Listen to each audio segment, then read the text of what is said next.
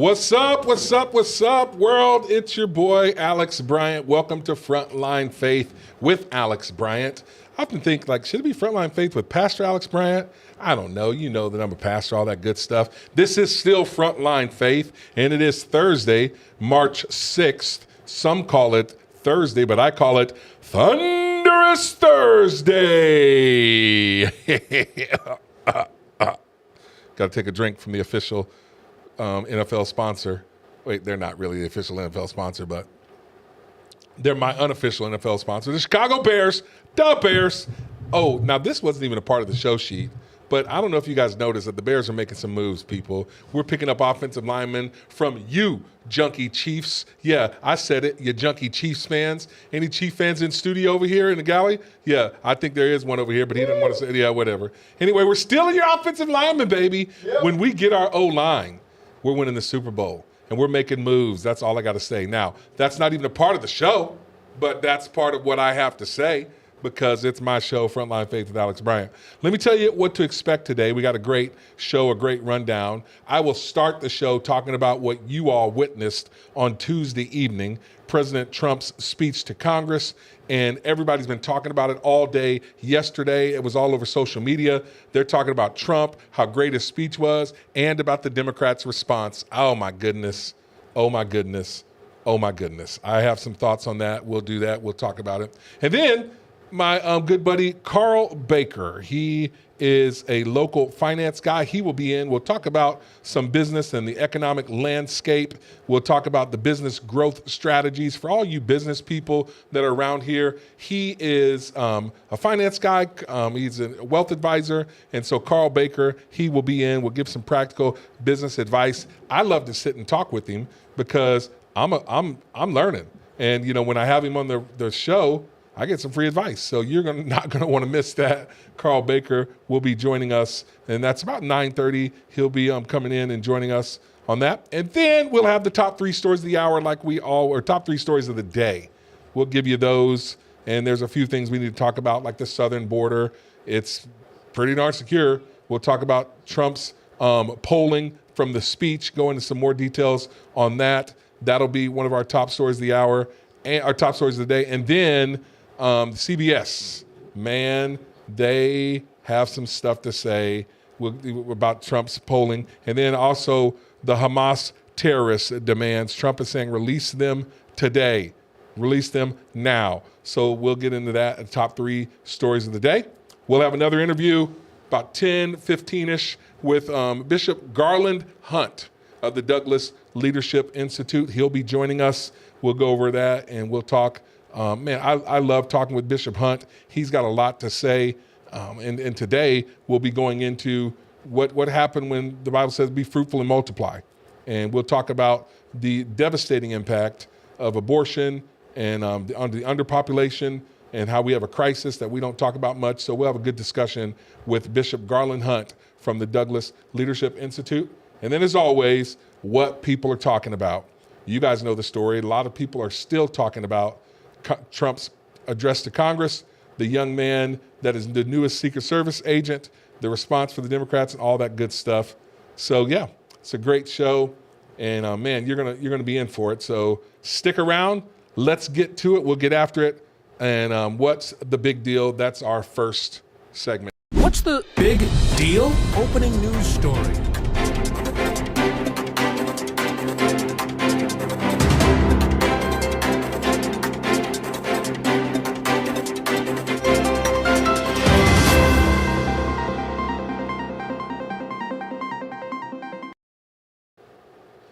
All right, so Trump had his special congressional, his speech to the Congress, and we're going to go over some highlights on it. I got some video I want to play. I got some thoughts on it.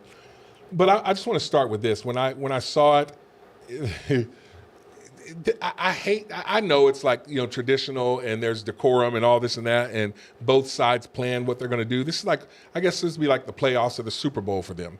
When a president comes and he's addressing Congress and the party in power, obviously they have all the power and they're ready to stand. Everybody knows there's going to be 194 standing ovations. They stand for everything. I don't even know if I saw a number of how many standing ovations. Some people usually count those. But, there's obviously going to do that. They're going to stand for everything. It's going to elongate the speech by 15, 20 minutes. This was the longest speech of Congress, the address to Congress, I guess, in history. It's the 5th time that Trump has done that. But so you got the Democrats. They're not in power. They were talking all day about what they're going to do, what they have planned.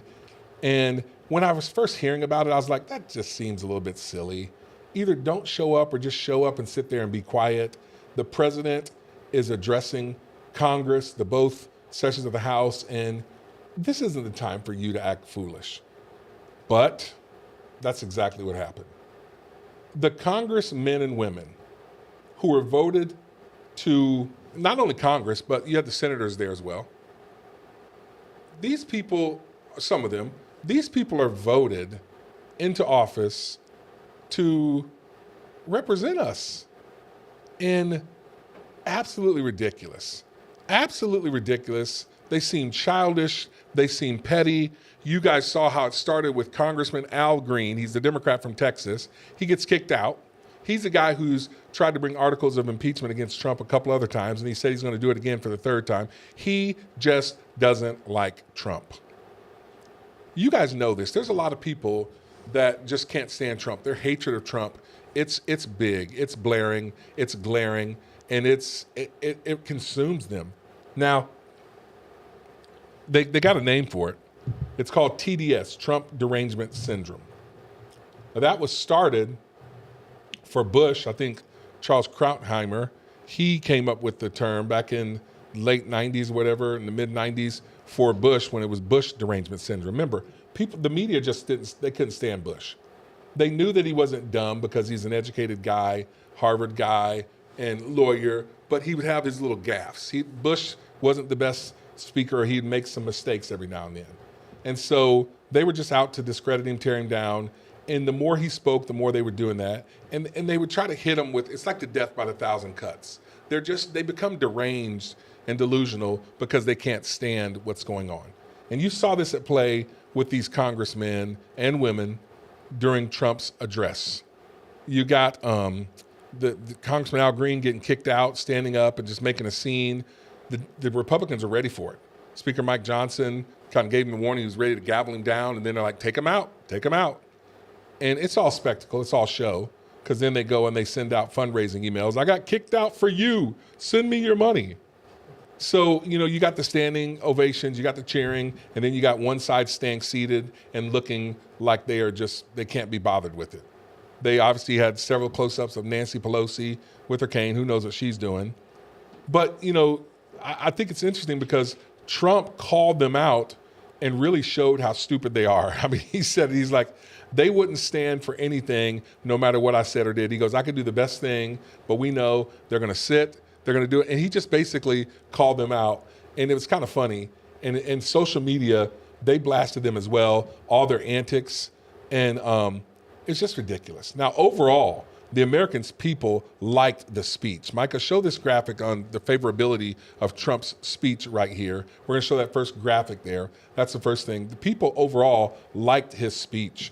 According to CBS News poll, views of Trump's speech among speech watchers, 76% approved of his message. That's huge. Now, we know that there was a poll a week or so ago, Harvard-Harris poll, that showed Trump has a favorability of about 52%. 76% of the people approved of his speech. That means you got Democrats who are like, yeah, it's pretty good. And only 23% disapproved. Now, that's kind of, that's the reality of where we're at with it. And, Trump said a lot during that speech. He started by saying, we're just getting started. People liked it. They applauded online. They do a little meter that shows, some of the pollsters do a little meter, like Schlapp, they do a little pollster, and they just showed he just had high favorabilities. But let's talk about his list of accomplishments. And I mean, the guy's already signed like 140 executive orders, another 43. I understand, things that he's written in there. I don't even know what those are called, but the guy's getting stuff done, and now Congress is starting to back it up. But, during his speech, he said several things that he's done. Deregulation, he talked about that, how he's cutting for every one regulation they want to put on the books, they got to take away 10. He did his statement, drill, baby, drill. Everybody knows what that means. They're working right now on legislation within Congress to where they're going to be able to drill freely. Joe Biden tried to sabotage that when he left office. His little staffers tried to make it to where Trump, he couldn't drill in certain places. Some people go, well, why is he changing the name from the Gulf of Mexico to the Gulf of America? That's just stupid. It just shows how petty he is. Trump's playing checkers, or some of you guys are playing checkers, but Trump's playing chess on you jokers. The reason why he's changing it to the Gulf of America, because Joe Byron, when he left office, he put in regulation that we can't drill for oil in the Gulf of Mexico. They tried to declare these national preserve, wildlife preserves, which means that you can't drill for oil over there. They did this out in areas in Arizona. They tried to do this with the Arctic Preserve up in Alaska. But Trump's got his little lawyers on it. They're working around. So the quick workaround to where you can start to drill pretty much immediately, if you change the name from Gulf of Mexico to the Gulf of America, you can drill. There's nothing in the books to say you can't drill in the Gulf of America, right? This dude's playing chess on you jokers, and you guys are sitting over here going, he's so stupid. Why is he doing that? This dude's thinking on a different level. Let the dude cook. Get out of his way. Drill, baby, drill, because we know when we do that, and he says that we have enough liquid gold beneath our feet. That's what he says. We have liquid gold, and I believe him. And I want to start to mine some of this liquid gold so that our gas prices come down. That's what we want. Let the guy do what he wants to do. He talks about the secure border. I'm going to give you the mic drop. You know what? Let's go to that right now. That line right there. This is the absolute mic drop moment of the night when Trump is talking about, the border being secure. Go ahead and play that video, Micah. The media and our friends in the Democrat Party kept saying we needed new legislation. We must have legislation to secure the border. But it turned out that all we really needed was a new president.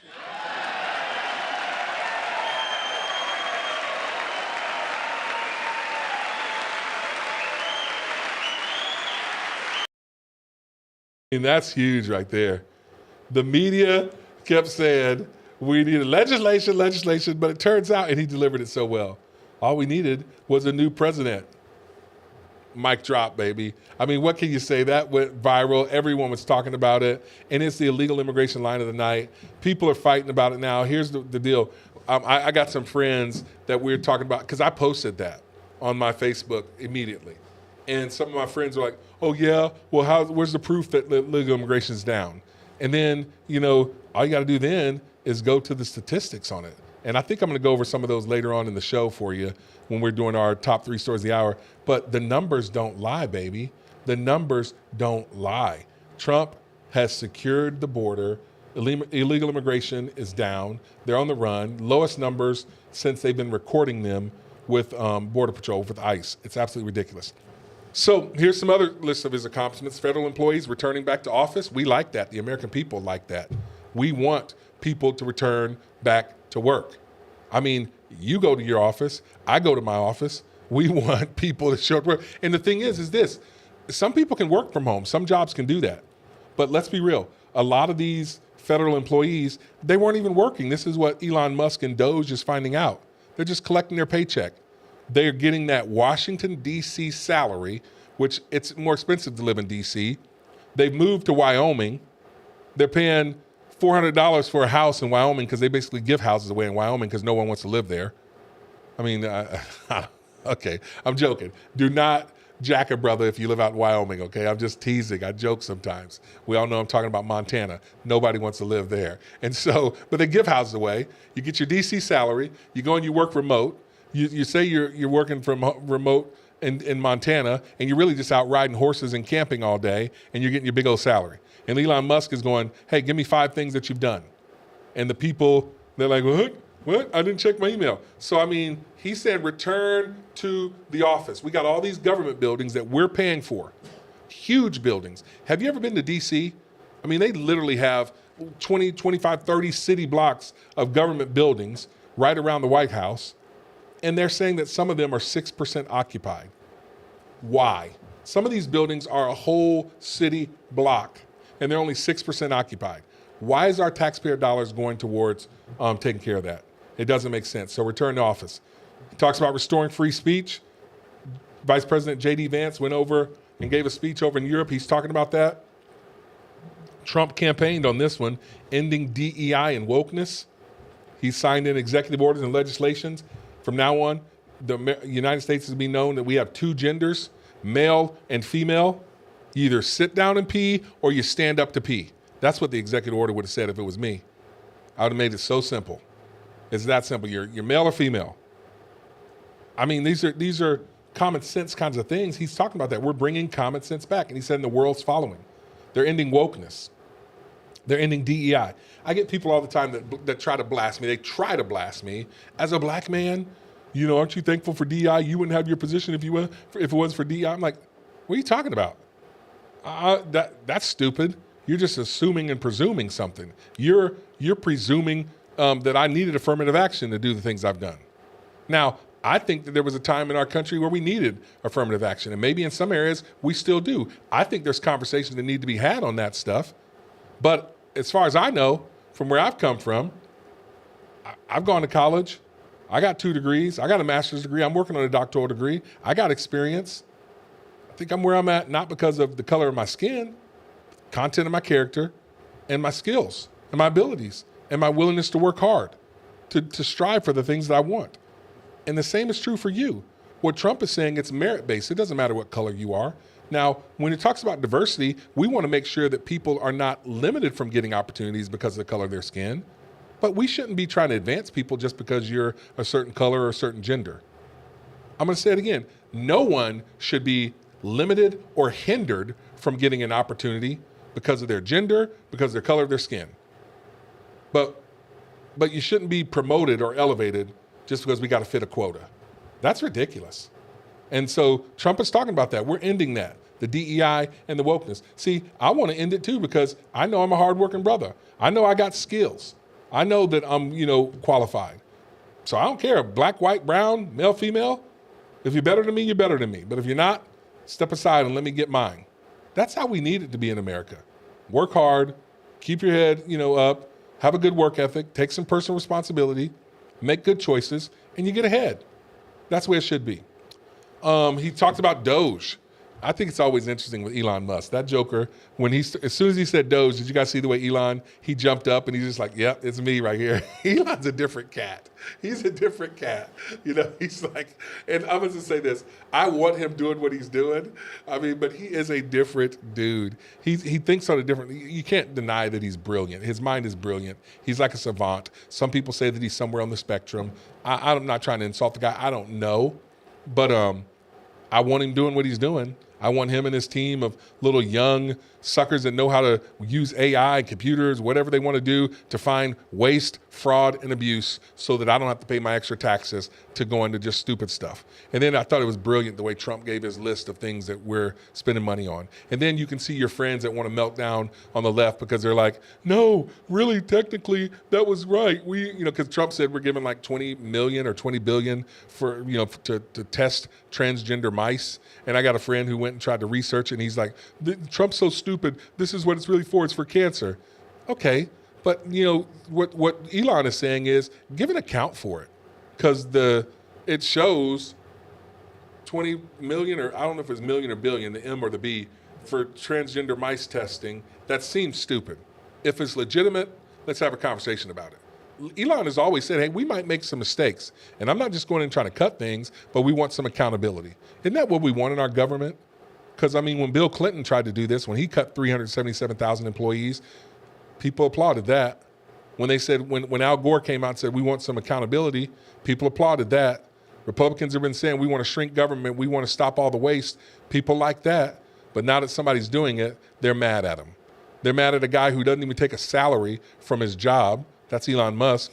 They're mad at a president who still doesn't take a salary from being the president, President Trump.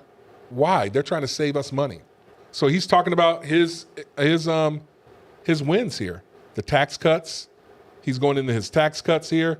They're trying to make them permanent. He's working with Congress to try to make sure that they are permanent. The unelected bureaucrats, he talked about those people because they're dug in. And it was so funny, too, to see people on X and social media when they're like, he's talking about unelected bureaucrats, but what about Elon Musk? He is unelected, and he is a government employee, But I'll take him over some of these other jokers who don't want to return to office. Elon Musk is showing up on a daily basis and not getting paid. Some of these jokers are not showing up and they're stealing our money. They are stealing our money.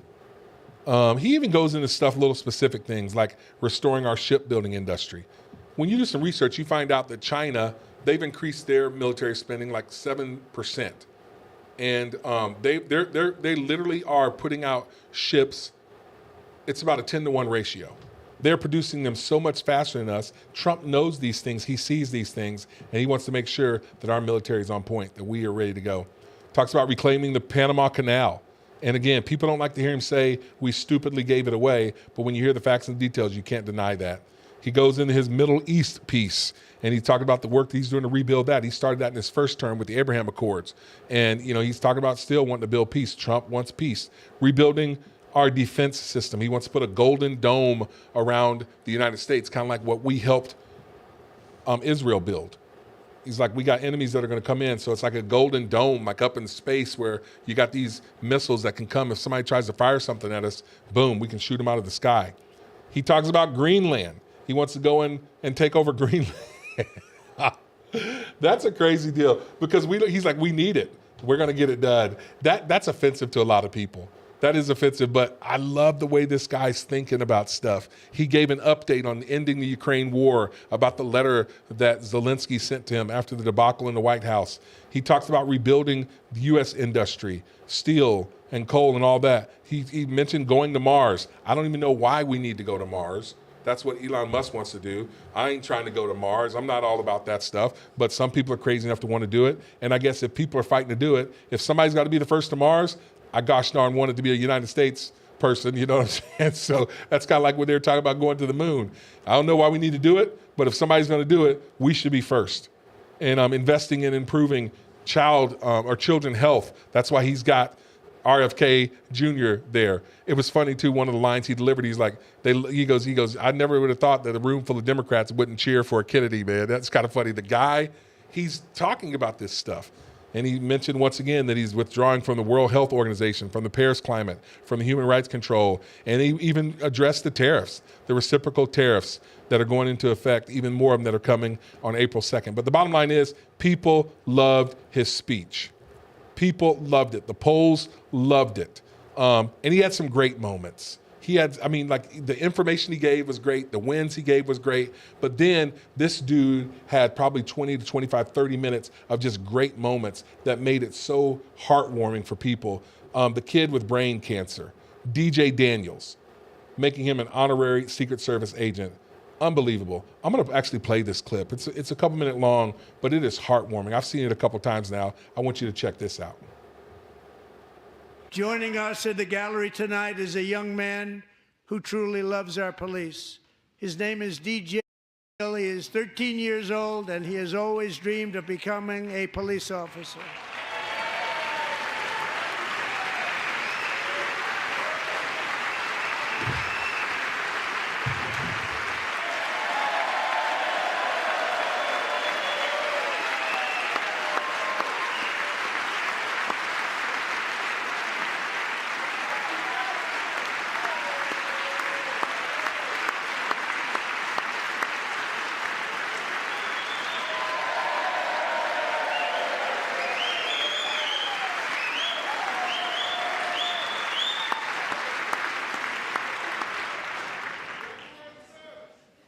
But in 2018, DJ was diagnosed with brain cancer. The doctors gave him 5 months at most to live.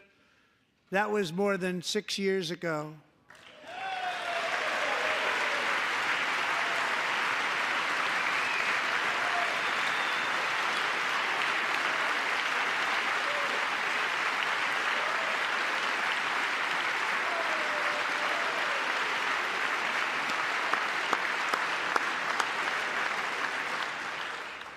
Since that time, DJ and his dad have been on a quest to make his dream come true, and DJ has been sworn in as an honorary law enforcement officer, actually a number of times. The police love him, the police departments love him, And tonight, DJ, we're going to do you the biggest honor of them all.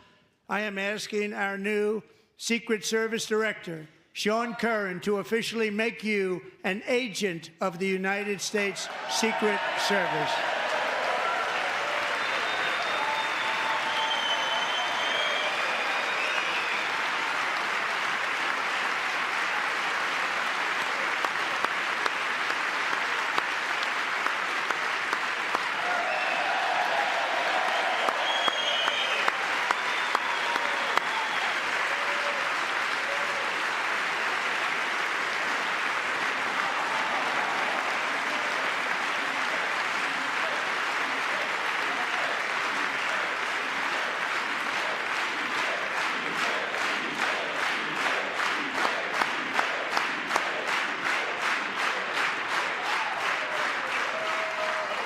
Thank you, DJ. Here's the deal. Some people say, oh, it was a theater, or it was political theater. I mean, that's a moment. That one kind of hits me personal because you guys know my story. My son, Mason, he's cancer-free now, but I can remember that day, April 29, 2022, when we were told that he had T-cell leukemia. And, I know the procedures that he's gone through. This young kid, DJ Daniels, has had 13 brain operations. And that's a moment, man. That's a moment. And, to have, I'm not mad at anybody. It doesn't offend me that the Democrats don't stand, but it's too bad that because of politics, people can't do the right thing to celebrate a kid and to stand and clap for him, who's been an overcomer. I mean, he's still not out of the woods. That family doesn't know how much longer he's going to live. He was, given a few months. He's, 5 years past that. And again, knowing, that my family's been on a cancer journey. My son is cancer-free now. He's been given the all clear, but it's 3 years, almost 3 whole years of weekly chemotherapy, procedure after procedure. How can you not stand and give that ovation? This is why it saddens me for friends that I have who don't like Trump. Their hatred of Trump is all they see. They hate him so much, they can't stand him, to where they miss a human opportunity like that to stand and clap and cheer for this kid being an overcomer and a survivor. Jocelyn Nungary, she's a 12-year-old girl from Texas who was killed by illegal immigrants. They raped her for 2 hours, 2 of them. They tied this little 12 or 13-year-old girl up for 2 hours. They raped her, and then they strangled her and killed her. Trump had her mom there, and he ended up naming a wildlife refuge in Texas after her. Her mom was moved. How can you not be happy for that? Laken Riley's mom and sister were there, and they looked.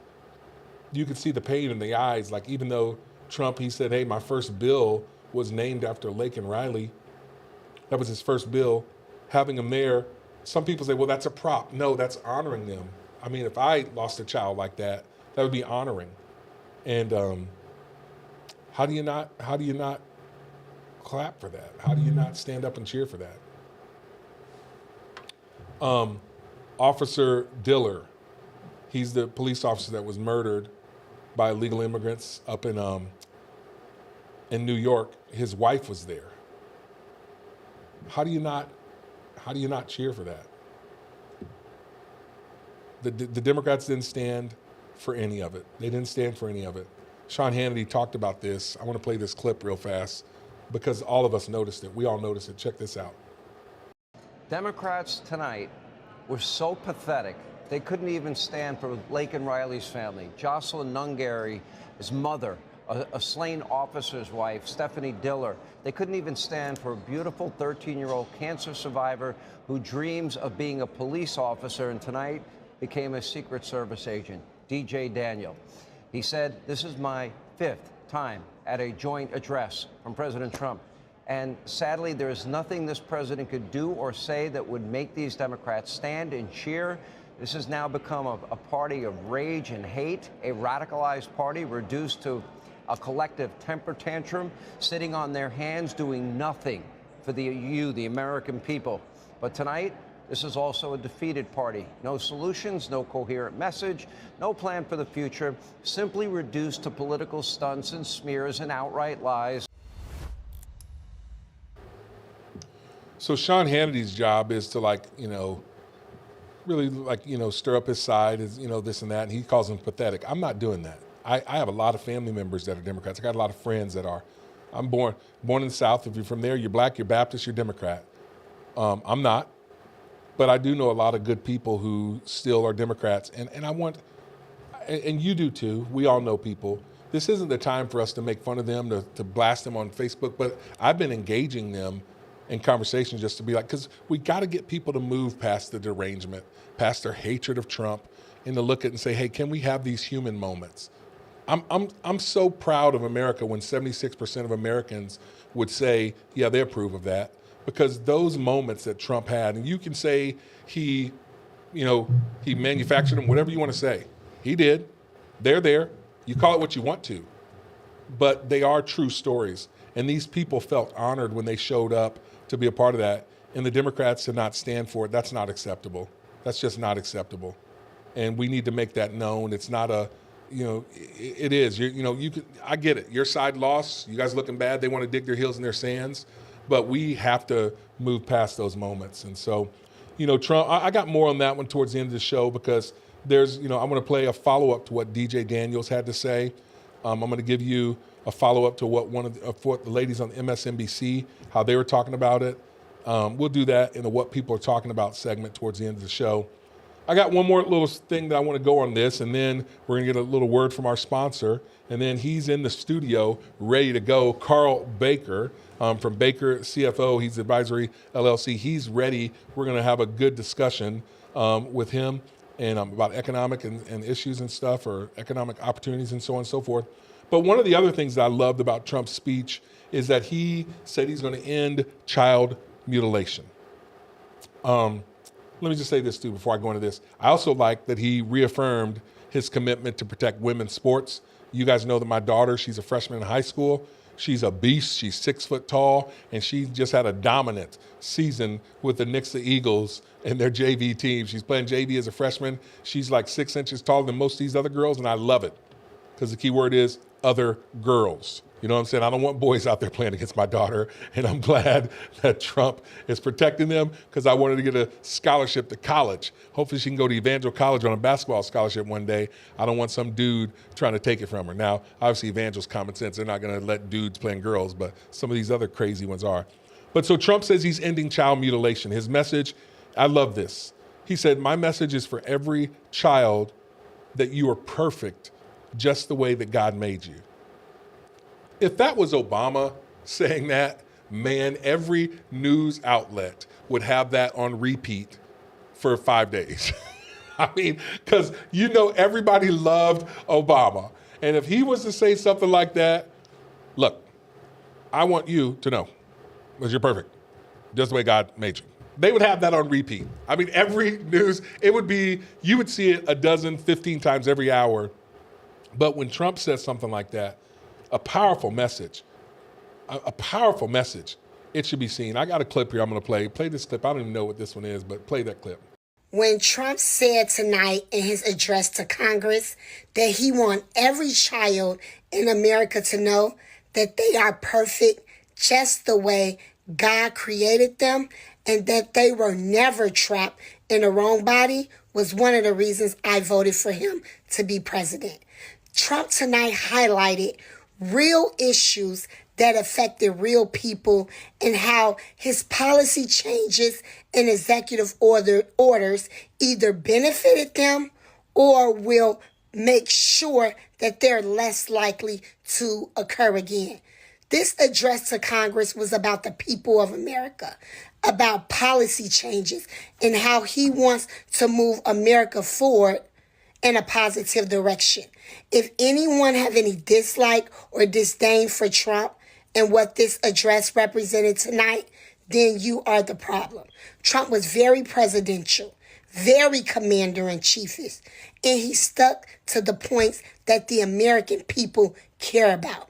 God bless our president, and God bless the United States of America.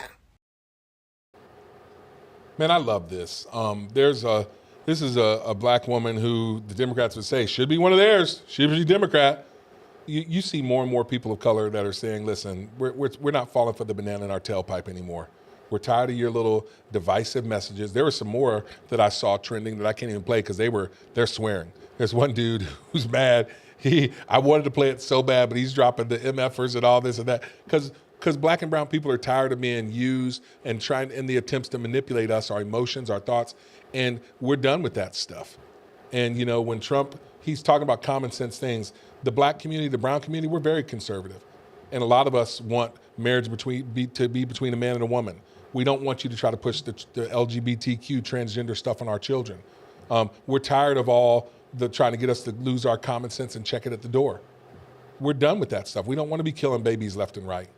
And so those are messages. What a great message. Trump said for every single child, he wants you to know that you're perfect just the way God made you. We need kids to know that. And then finally, one of the things I just want to highlight this too, I think it's to be noted, and he said this in his speech in January, the military had its best recruiting month in 15 years. I've invited Colonel Scott McChrystal to come back on. We're going to get him on in the next week or two. We're going to talk about that. Military recruitment having their best recruiting in 15 years. And so that's the deal there. So, hey, let's do this. We got Carl Baker. He is Baker CFO and all about fractional CFO, accounting solutions, consulting. We're going to have him on. We're going to have a great discussion about just, I got some questions for him that I'm going to throw at him about our economy, about the economic landscape. And Carl's the guy that I go to for all these things, general business and economic landscape. We'll talk about that. I like to get it because I tuck this information away, and we'll be able to tell you how you're going to connect with him. So we're going to get a word of our sponsor, Will Worsham Law Firm, and then we'll be right back with Carl Baker right here on Frontline Faith with Alex Bryant. I'm Will Worsham. After 20 years in criminal law, I shifted gears because I saw too many families suffer when the estate plan they thought was solid wasn't. Parents thought they had it all taken care of, only for their kids to find out too late that they didn't. That's why I created Worsham Workshops, entertaining, informative sessions where families learn to avoid the most common pitfalls in estate planning. You don't have to leave your family's legacy to chance. Join a Worsham Workshop and see why so many families trust us with their legacy. Visit worshamworkshops.com or call us today. Interesting interviews.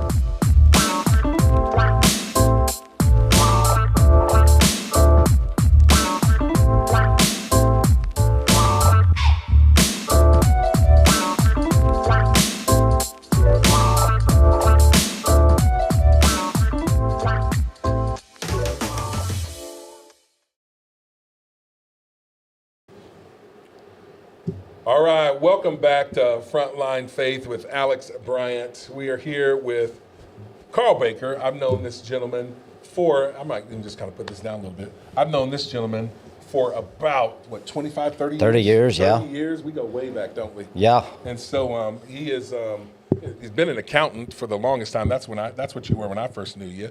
And now he's got his own company, Baker CFO. He talks about accounting solutions, consulting.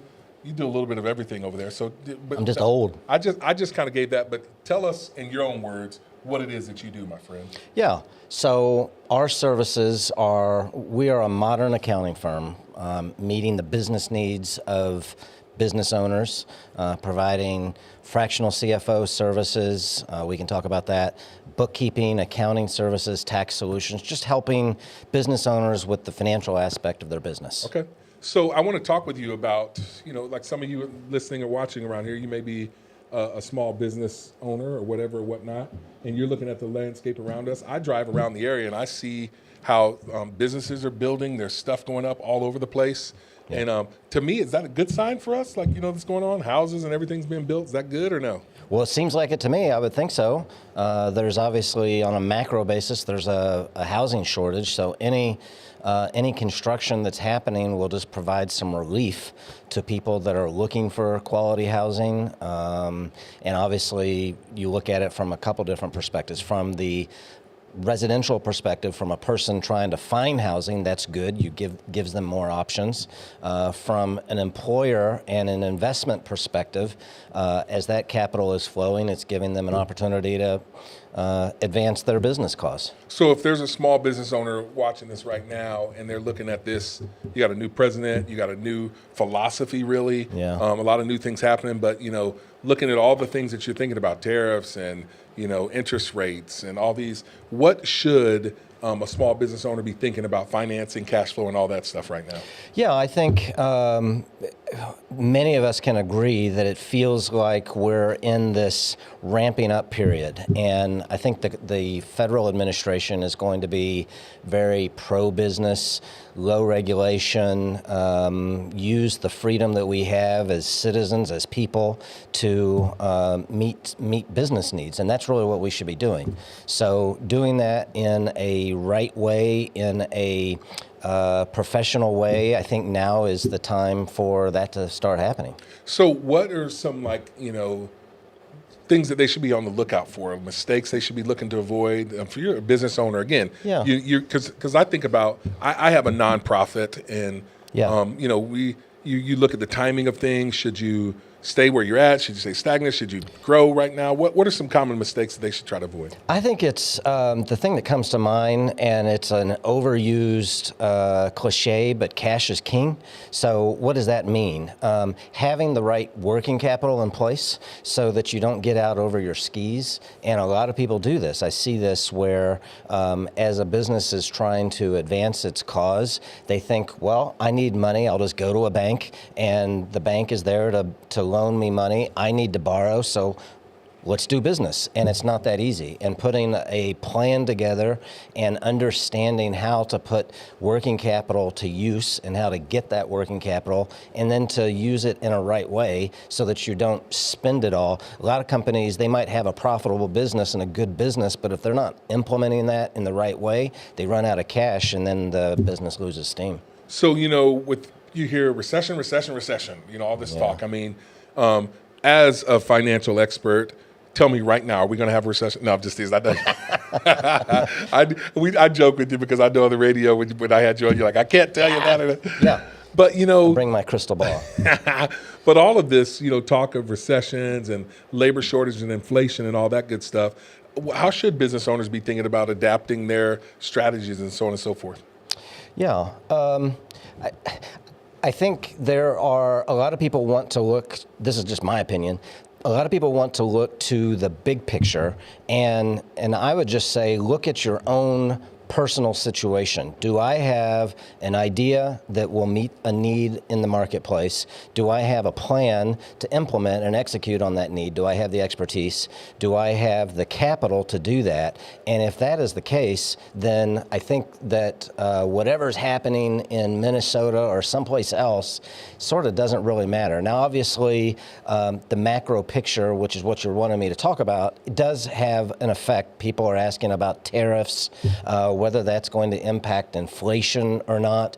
And I guess my overarching comment is that, again, if you have a good business that is meeting the needs of people, then that cause will be advanced. If you're buying a lot of product from overseas, then certainly that might impact, it might impact the cost right now, but it also might impact the timing of purchasing, which is why I think you have to have the working capital and the right avenue for accessing the financing that you need to just mitigate that. But I don't think it's going to shut down the economy. Yeah. So what are some tax changes or regulations that we should be aware of? So for example, I'm a small business owner. I drive. Sometimes I noticed that in 2025 the mileage went up. We're at 70 cents a mile now instead of what is I think 60 something. 67 cents last year. Yeah. So what are some things that they need to be aware of? Well, I think A lot of people focus, this is just my opinion, a lot of people, when they think business, they try to wrap their planning around what are tax deductions. And I would look at it from a little different perspective. What do I need to be spending? What do I need to be investing in for the business? And just make sure that you're capturing all of those costs inside the accounting of your business. A lot of people talk about it from a tax perspective, whereas just run the business and separate your personal and business activities. And if you have a legitimate business expense, that will be deductible. And more importantly, it'll give you an accurate reflection of what's happening in your business. So is that why it's important to have someone like you? We're talking with Carl Baker. I've known him for 30 years. He is a Baker CFO Advisory, LLC. But is that why someone would want to engage with someone like you so they can know different things like that? Are we talking more of accounting stuff? Like what? Yeah, I take a comprehensive collective view when I'm working with clients. So I'm not just a tax person. I'm not just a lender. I'm really trying to help take a collective view in helping a business owner understand those things. And if they're taking a professional approach, they're going to do what they need to be doing to run their business more effectively. So we're talking with Carl Baker. He's a good friend of mine. He's with Baker CFO Advisory. And I'm just going to say this on a personal note. You're looking a little bit better than when you used to come in and visit with me on the radio. You got a suit, a little... did your wife dress you today, Meredith? Kind of. She told me if I'm going to be behind a camera, don't poke the bear with the Steelers gear, which is what I had planned to do moments before I left. I did ask you to move the Bears mug, but obviously it's your show. We're officially non-sponsored by the Chicago Bears. He's a Steelers fan. So yeah. So listen, this is what I want to do. I want to we have a sponsor over here. We have Planet 417. Micah, get that video ready right there, because Planet 417, that is the network that we are being streamed on, Planet 417. It's out here in Rogersville, K-Raj, and that's our streaming network. You can see our show. You might be watching me on Facebook. You might be watching us on Planet 417, but there's an app, planet417.com. I was just talking to someone this week about how can I see your show, because he's a driver, truck driver. Planet417.com. You can go there. You can go to the App Store. You can download the app. That's how you can watch us. Mike, do you have that video ready for them? So play that video, and then we'll be right back with more from Carl Baker, Baker CFO Advisory.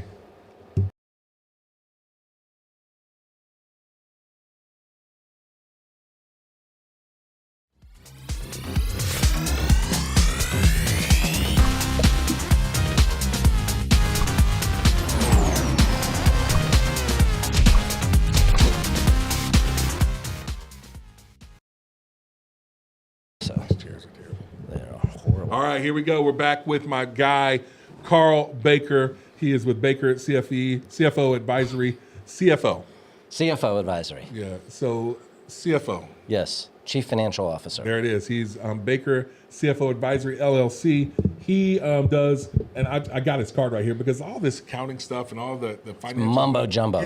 To me, because I'm just an average brother, I know we need you. We need you. We want you doing what you're doing. But I try to make the complex simple and talk not like a tax and debit and credit accountant, although I could, but nobody wants to hear that. So I just try to talk real. Yeah, that's good. That's good.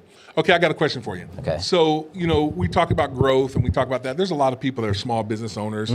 And now people seem to be very optimistic, whether they're a large business like Apple, who Tim Cook of Apple just said he feels bullish about the American market now that Trump is back. You look at somebody like Apple who's saying they're going to invest $500 billion into ours. You got this chip maker that's investing $100 billion from Taiwan. The Saudi Arabian Crown Prince said he's going to invest $600 billion. What about a small business owner who looks at that and go, I want to get in on that? What's your advice to them? Keep plugging away. I go back to people hear that and they say, well, I want to do that. And how do I do that? Well, it's putting the right plan together. And this sounds cliche and it sounds overly simplified, but having a good plan together, surrounding yourself with people that can help you advance your cause, and then having access to capital to help advance that cause. When you're running a business, eventually you're going to need money to do that. And to do that, you get that money from either your own personal cash reserves, from friends and family, from other partners that can bring in the money for you. You can get loans, or you can use some other types of lines of credit. That's the universe of options. And I say to people all the time, even Elon Musk, the wealthiest man in the world, when he bought Twitter a few years ago, he purchased that and financed that transaction in that universe of options. That's how he acquired his money, the richest man in the world. So understanding that that's your option, and I bring it back to money. Obviously, you've got to have a good idea. You've got to have a good plan. You've got to have the right setting. There's a little bit of luck involved, prayer, fate, but having that financial plan will help, and just understanding how to do that is, I think, very important. So and you work with a lot of people fall down on that. So you work with a lot of businesses. Like, you've done work up in the Boston area. You've been up there for a number of years. You started with what accounting company did you start with when you first started around here? Well, I was with Whitlock, Sealam and Keene for a couple of years. Then I was with BKD for 10 years. Okay, yeah. Yeah. Well, so you work with a lot of businesses, small, large. What do you think separates the ones that succeed from the ones that kind of get stuck? I think it's hearing it from clients and then living it. I think it is stick-to-itiveness, and it's like hard. Grit? Because it is. It's grit. Because it's hard. I made a career change 8 years ago where I left a corporate setting and went out on my own. And people have asked me, you're not working in the big firm anymore. Are you working less? No, I actually work more. I work more now than I did then. But I'm doing it in a way that is a little more gratifying and satisfying because I'm building a business. And that's more interesting to me at this point in my life. And so having that stick-to-itiveness when there is the ebb and flow, because that ebb and flow will happen inevitably, and just having that. I have a quick story. I heard a guy, actually one of the reasons why I think of that is, I always forget his name. He was the head coach of the University of Florida under Tim Tebow. Urban Meyer. I always forget his name. And then he went to Ohio State, which we don't like that team. But you're a Michigan guy. Michigan guy, go Blue. So we don't like that guy, so I hate that I'm using this as an example, but it was when he was a Florida coach. He said being a head football coach is a grind. It's hard. You've got to study all this film. And I was sitting there thinking, you're living every boy's dream. You played football for a while, then you became a coach, and you're talking about how hard it is to be in the football industry. Well, if that's the case, nobody has the opportunity to love every moment of their job. And having the grit to get through that and know that you're meeting a solution, you're helping people, and then doing that with a plan, with professionalism, having the money in place, all that, and doing that knowing that you have a purpose, I think will get you through that. That's good. That's real good. So what are some of the financial metrics that every business should be tracking to make sure that they're on the right track? I think, again, I come back to cash, understanding what your cash flow is, understanding at an entry level, understanding what your cost of doing business is. How much do you need to make on a macro and micro basis to break even, so that you're inevitably going to put money out there to invest in the business. And on a macro basis, how much in sales do you need in order to start to get some of that money back so that you don't go into too much debt? So understanding that break-even point on a micro basis as you're developing your cost structure. I have a client right now that says, I struggle in understanding what my cost is for each project, what my pricing should be. Well, that's paramount to having a successful business. You have to understand that. So we're working together through that with that particular client. So break-even point, having the cash, not getting into too much debt. I'm not the kind of guy that says no debt. You can't have any debt. I think you more than likely are going to need to finance the business in some fashion, and that can be a good thing to help you advance your cause if you do it in the professional way. So you mentioned this fractional. And I don't even know what that is. I love it when you say stuff like that. I was like looking this up a little bit earlier. Fractional CFO. Yeah, yes. CFO. So explain what that means for that. I mean, I guess people, explain it to us. Sure. I contrast it with, imagine you mentioned Tim Cook and Apple. Apple is the CEO. Apple has a CFO, a chief financial officer. They have chief marketing officers. They have all these full-time people. Contrast that with a solo entrepreneur that is just starting their business. They're wearing all the hats. Somewhere in between there, the business grows and the solo entrepreneur starts leveraging the roles of the business. The HR function, the sales function, the marketing function, the finance function, the client service function. At the beginning, they're doing all of that. Yeah. And at some point, they start to leverage that business and start leveraging the hats. In between the point where it makes sense to hire people full-time, you can hire people on a part-time, outsourced, fractional basis. Okay. That's it.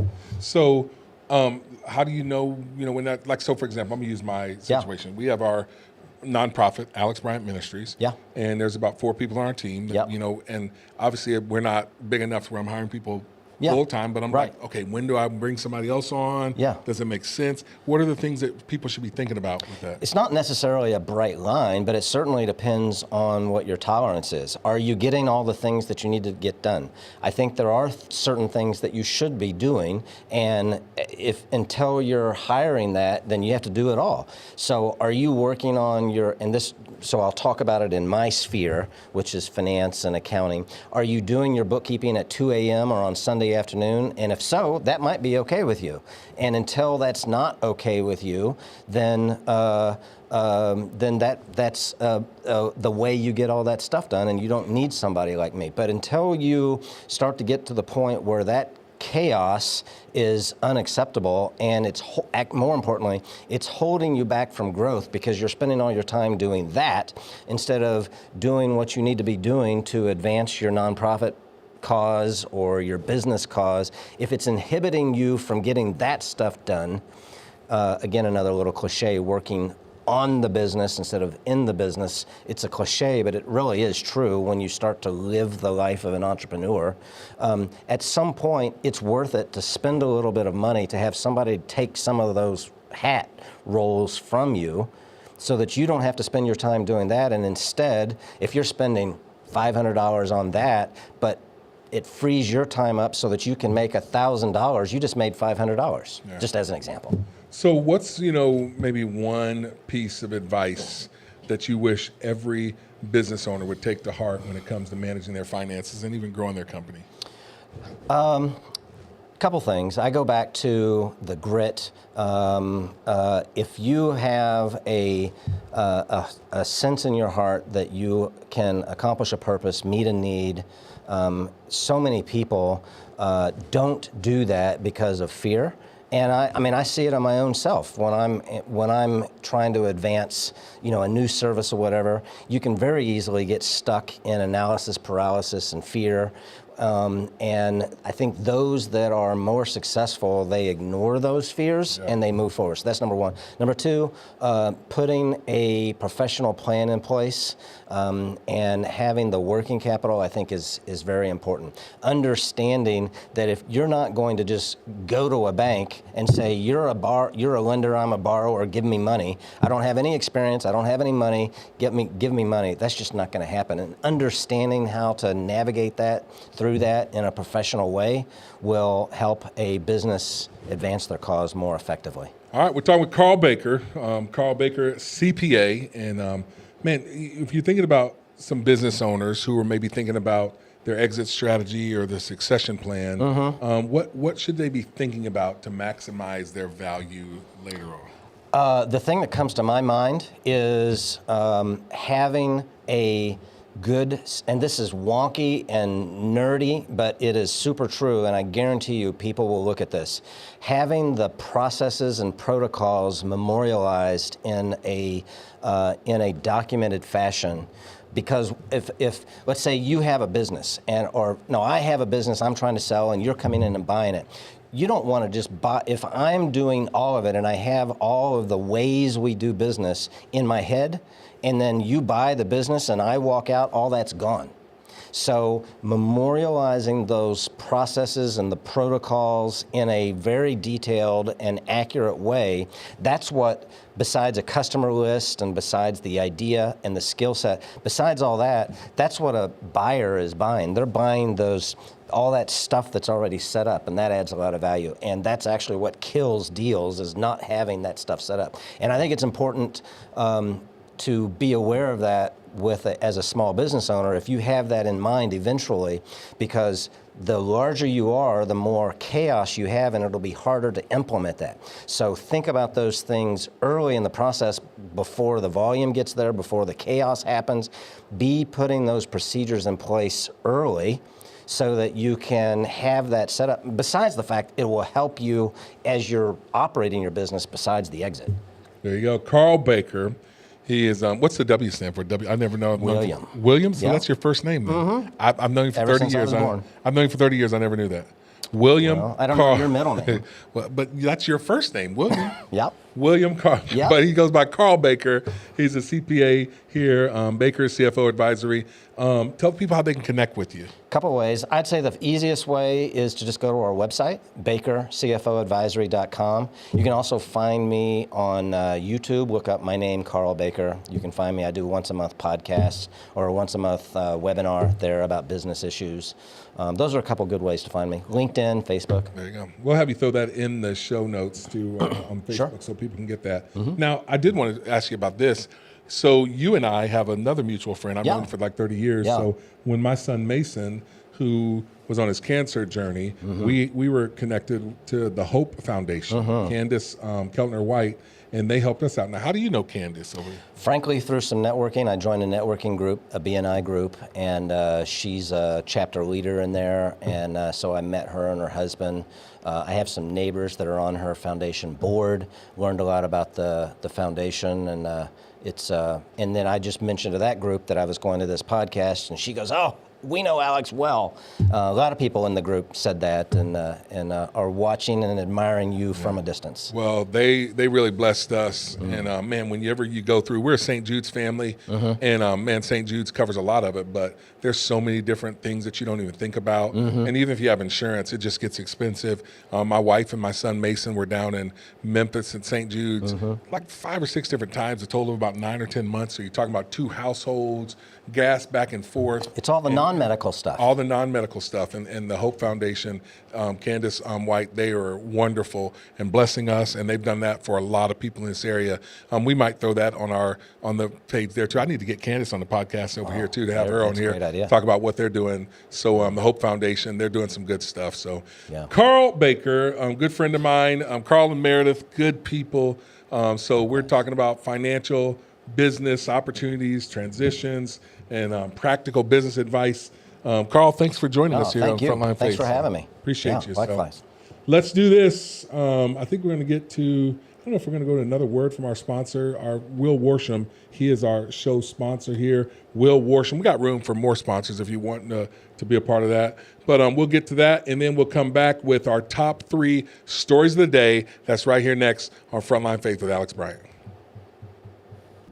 I'm Will Worsham. After 20 years in criminal law, I shifted gears because I saw too many families suffer when the estate plan they thought was solid wasn't. Parents thought they had it all taken care of, only for their kids to find out too late that they didn't. That's why I created Worsham Workshops, entertaining, informative sessions where families learn to avoid the most common pitfalls in estate planning. You don't have to leave your family's legacy to chance. Join a Worsham Workshop and see why so many families trust us with their legacy. Visit worshamworkshops.com or call us today. All right, we got our second hour show. Welcome back to Frontline Faith with Alex Bryant. Here is our second hour show opener. We love to play this for you guys right here.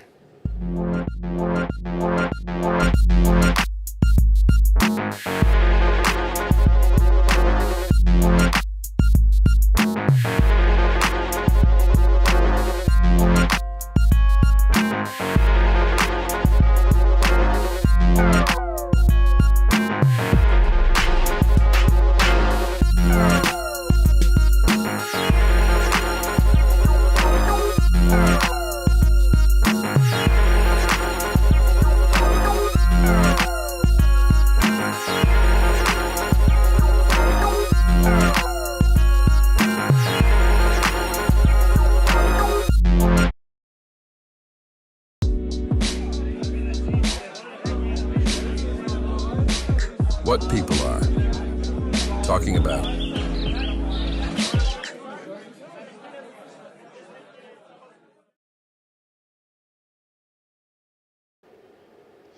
All right, welcome back to Frontline Faith with Alex Bryant. That's actually what people are talking about. We're going to get to that in just a second. Right now, we got our top stories of the day. I got 3 of them I'm going to go over with you. And then here in about 15 minutes, we're going to have Bishop Garland Hunt with the Douglas Leadership Institute. He'll be joining us. So let's look at this. Top stories of the day. I've mentioned this earlier, but we had our lowest border crossings ever documented. Now, we know that they don't always document them, but the Border Patrol, since they've been keeping records over the last, 2 or 3 decades or so, lowest border crossings for the month under President Biden. Now, check this out. This graphic right here shows in February of 2024, that's when President Biden was the president, 189,913 people crossed into our country illegally under President Biden. That's in 1 month. That's in February. Now, February only has 28 days. Remember that. I know that because it's my birthday month. 28 days, 189,000 people crossed into our country. Now, what that means is these are people that had an encounter with Border Patrol. It doesn't count the gotaways. They don't include those in that number. These are people who came to our country. If you step 2 feet in our country, and if you give yourself up to the Border Patrol, they're going to give you water, they're going to give you food, give you a place to stay. They're going to process you, get your fingerprints, and make sure they get you in our system. They don't even check. They don't even run you anymore to see if you're a criminal, if you're a terrorist, or whatever. Because we're under Biden, we had gotten so many people that were coming here illegally, they couldn't even hold them. The detainment facilities that President Obama had was only good for about 1,000 people a day that would come through. They'd process them, they'd hold them for 21 days, then they'd release them. Well, under Biden, so many people are coming across, 6, 8, 10, sometimes 12 or 15,000 people a day. They couldn't hold them all. So that's where that whole catch and release came in. You'd catch them, you basically detain them for a couple hours, and then you gave them a ride to wherever they wanted to go. Absolutely ridiculous. They were just releasing them right into Eagle Pass, Texas, but Eagle Pass no, we can't do that. So then they start putting them on buses, sometimes flights. Where do you want to go? And then we want you to come back and report for your asylum hearing in a few years from now. It's ridiculous. So the numbers, 2024, February, 189,913. This last month, when Trump was in office, when he took office his first month, 8,326 people crossed into our country. That's the lowest since they've been taking numbers. That's absolutely ridiculous, people. No, I guess it's a good thing, but it's absolutely ridiculous that Biden was letting that many people into our country illegally, opening up the border. They opened up. They would say, in some places in Arizona, where there's a wall that Trump built, they literally welded the gates open so the people could come through. The cartels were making billions. Fentanyl was coming across enough to kill. There's been enough fentanyl. I heard this under President Biden that came across enough fentanyl to kill 8 billion people. We only have 350 million in the United States. It's ridiculous. Human trafficking, children, babies, women, little boys. So the numbers are down. The numbers were down 93% from one year to the other. That's crazy. 8,326 people came across under President Trump, which is still more than we want. When we finish the wall, can we get that number down to 0? Maybe people will scale the wall. I don't know. A dozen of them. But there were days where President Biden had 10, 12,000 people crossing per day. And Trump, you saw this. This is why when Trump said, one of the mic drop moments of the speech Tuesday night, the media, President Biden, the White House under Biden, all the Democrat politicians were like, we need laws, we need Congress to act. President can't do it. And Trump says it. Turns out all you really need was a new president. It's absolutely, you can't deny. So that's the first top story of the day. Let's get to another one over here. Trump has issued a warning. He said it's his last warning to Hamas terrorists. He's demanding the release of the hostages or they will have hell to pay. Hell to pay. That's what he's saying. Trump wrote this. He wrote it he said that it's over for Hamas terrorists who do not comply. And, he's tired of this. The American people are tired of it. They say there's still like 63 hostages. Here's what Trump wrote in his message on Truth Social. Truth Social. Shalom, Hamas, means hello and goodbye. You can choose. This dude. Keep that up there, Mike. I want people to see this.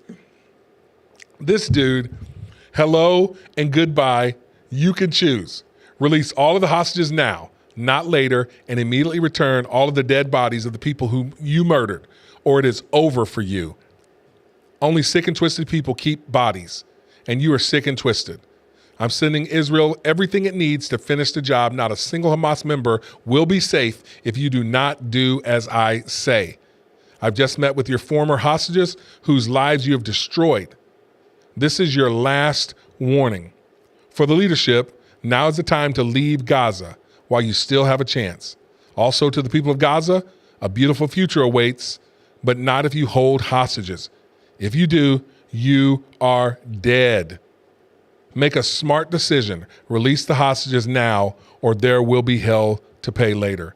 Donald J. Trump, President of the United States. I love this. I love this. That's strength right there. He's saying, like people, are you threatening them? Yes, he is. You gosh darn right he is. But you can have peace if you comply. You just stop and think about what's happening here. Hamas, they attacked Israel on October 7th, 2023. They killed 1,400 people, some American citizens, and they took some hostages, 200 and some of them, 230, I believe, back into the tunnels of Gaza. Many of them they've killed, they've murdered. They use them as human shields, human targets. They've sold some of them, and they have these people's bodies. Why is it important? Like in the Jewish culture, they want the body to be able to put them at rest. And so I'm amazed, that's important to them, to the Jewish people, to the Israelites, to get some closure, to get their dead bodies back. We don't even know how many of them are still alive. And they're holding these people's bodies. They're not letting the families have closure. And Trump is like, enough's enough. We're done with this. We're tired of this mess. It's time for you to release every single hostage now. Now, I see people making fun of Trump because Trump said this, I don't know, a couple weeks ago. He's like, hey, release them by Saturday or else you're going to have all hell to pay. See, what's happening is this. Israel is kind of, and Netanyahu is like saying, hey, Trump, we need your support, but we want these families to get their bodies back. If there's any hostage that's still alive, we want the opportunity to get them back. Israel's kind of like they booby-trap some of the cages. They're keeping some of these hostages in. They're using them as human shields. That's why Israel, because they've been at this point for about, 8-9 months where they've killed off most of the terrorists over there. They're down to a few hundred, maybe a couple thousand left, and they're in these tunnels. Now, we also know that some of these tunnels go back and forth into Egypt. So they've literally built these tunnels where they got a back door where they can come and go and they get out. They sneak weapons in and everything like that. It's absolutely ridiculous what they're doing. And Trump is like, enough's enough. It's time to stop playing games. We're going to give Israel everything they need to go in and completely eradicate these terrorists. That's what's up. That's what's up. It's time to get these hostages back. And I'm all supporting everything that Trump is saying. Here's our third top story of the day. And we mentioned this a little bit earlier, but we're going to dive into it a little bit more in depth. According to the CBS News government poll, and this is after Trump's speech, this is a report from CNN. The polls are there. I said 76% of the Americans approve. But listen to this. Check this video out from CNN. This is CNN with this right here. Listen to what they had to say. To the results. What was your reaction to Trump's speech? 44% of speech watchers in our instant poll tonight say they had a very positive reaction to Trump's speech. 25% somewhat positive, 31% negative. Man, that's big right there, dude. I mean, you're talking about CBS polls. This is, if CNN's reporting that, they're only doing it because they have to. CNN's not going to be like, they don't want to talk about good, positive press for Trump. They don't have a choice because Trump's handling his business. And the people see it, the people know it. I mean, people watch this speech. It was a great speech. I was like, I got a friend. I'm not going to say his name, but you know who you are. And he's one of my good friends. I've known him for 25 or so years. He can't stand Trump. He hates Trump. And we message back and forth. He has TDS. He does. And I'm like, did you see anything positive about this speech? And he's like, I'm not even going to watch it, which I think he probably watched it. But since it was good, our friends that are a little bit more liberal that don't like Trump, instead of saying, yeah, it was a good speech. Well, no, I didn't watch it. I don't care to see it. It was a good speech. I mean, the favorite, you got to be honest about this stuff. The guy, it was inspiring. It was uplifting, great information, informative, even tackled the stuff about tariffs head on. It's a good speech. It's a real good speech. But so when you think about this CBS poll, 76% of Americans that approved, they were asked a lot more specific questions too. 77% of Americans support Trump's plan to cut government waste and government spending. That's more than 3 out of 4 Americans. 3 out of 4 of every American says, yes, we want to cut government waste. We want to cut government spending. My question is this. Who are the 1 out of 4 doofuses that don't want to cut government waste and spending? Like where are you at? Like, are you that rich, or do you just hate Trump that much where you're not going to admit the truth? Who doesn't want to cut spending? That's the stupidest thing ever. Like the 23% that said, no, I'm fine with where it's at. We're spending just enough in the government. And you say, well, do you know that our national debt's $36 trillion? Well, it's not $40 trillion. I mean, where are those people at? Like, how stupid is that? But according to the CBS poll, 77% support his plan to cut government waste and spending. Here's another one. 77% back his immigration and border policies. 77% of the American people. I'm going to look right in this camera over here because I want you to hear that. 77% of Americans like what Trump's doing on the border, that support his immigration and his border policies. Remember when he first ran in 2016, he had the idea to build a wall, and most Americans were like, no, we don't need a wall, because the Democrats and the media, they sold us that lie, that a wall doesn't represent the values of America. And then we saw how when he left and they fought with him, they didn't want to build his wall, but he went around them. He built like 550 miles of it, but he didn't finish it all because they were obstructing, they were defying. And then we saw when he was done, when he left office, how Biden stopped building. He sold off the remaining pieces of the wall that we could have built it with, sold those off, opened up the border, let people come in. Anywhere from 12 to 15, 20 million people have come in illegally in the last 4 years under President Joe Biden. And now we see how crazy it is. Now these American people are going, oh yeah, we support it. We want a wall. We don't want illegal immigrants coming here, killing and murdering our people. And Trump was right when he said that Mexico, well, he was wrong on one thing. When 2016, he said, Mexico's sending us their worst. They're sending us rapists and murderers. The only thing he was wrong on is not just Mexico, other countries too.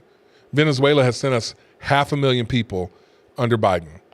500,000 Venezuelans have come in here. I've been to Venezuela. They're not bad people, they're good people. But no one should be allowed to go in any country illegally. I'd like to see you try to go to your country that you want to go to illegally, see how that works out for you. You can't do it. You can't do it. You can't just up and decide, oh, I'm just going to show up. They got to take me. They got to give me food, water, shelter, housing, to put my kids into school, benefits, medical care. Nope, you can't do that. They will throw your butt in jail. Some countries will kill you. You can't do it. And again, I'm not against other people coming here legally. That's just it. So here's some more statistics. We can go back to this one over here. Some more statistics right here. 76% approve of Trump's speech. We've already talked about that. 76 approve of removing congressmen who interrupted his speech. 76, I saw another poll that said 80% of people, they didn't like that. The Democrats looked stupid last night. They looked out of touch. That was not good, what they were doing. Disappointing, absolutely. And 76% of people approved of removing the congressman who interrupted his speech. 74% of the people say his speech was very presidential. That's something that they don't say a lot about Trump, but that was a very presidential speech. He did a great job in delivering it. It was right on. It was positive. It was aspirational. It was informational. It's what you want from a president. 73% support his stance on Russia and Ukraine. That's big. 73% of the people. This is according to a CBS poll. So if CBS is saying 73% of people support, what's the real number? 83, 85? I don't know. Because this is a CBS poll. These are not conservative people. And so the thing is this.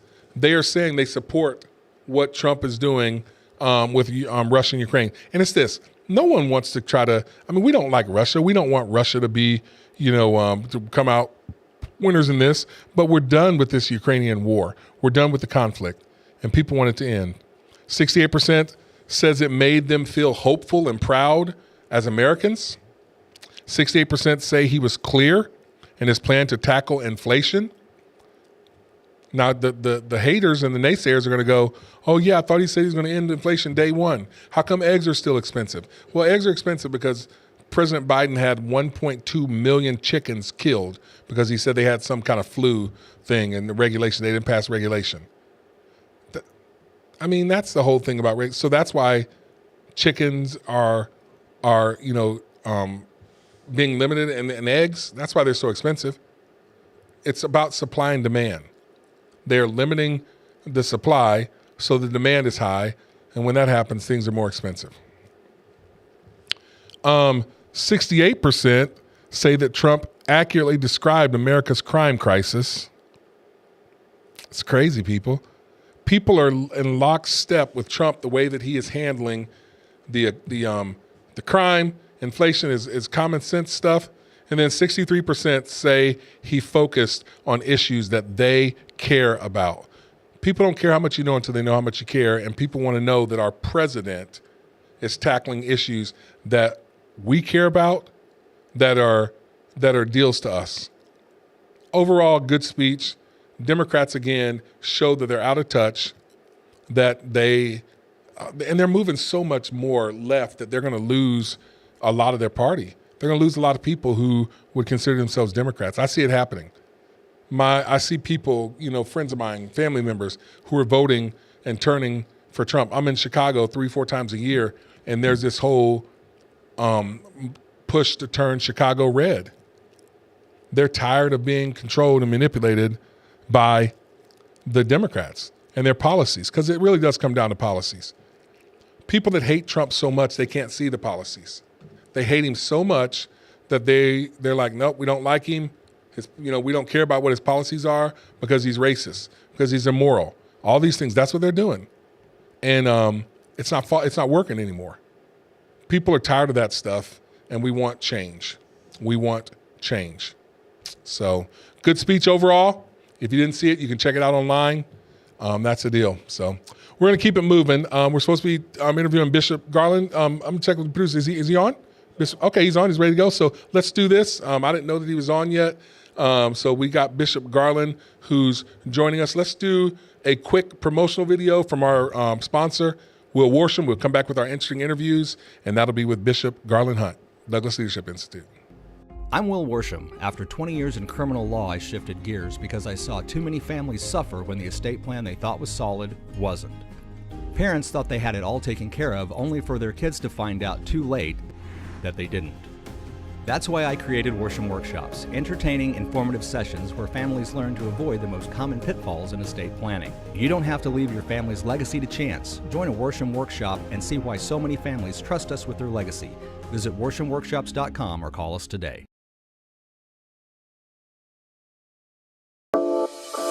Interesting interviews.